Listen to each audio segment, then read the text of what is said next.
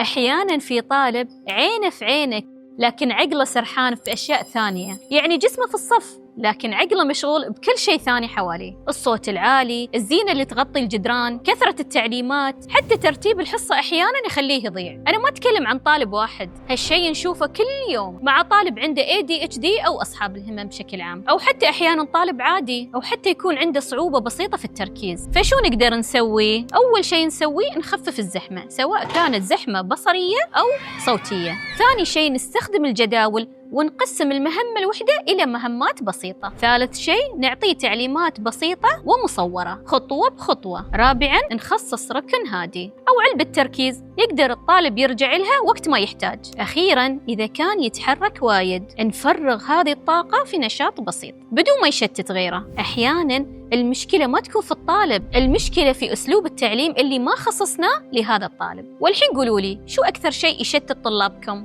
وشو جربتوا عشان تساعدونهم؟ أنا متأكدة أن تعليق بسيط منكم راح يلهم معلم غيركم.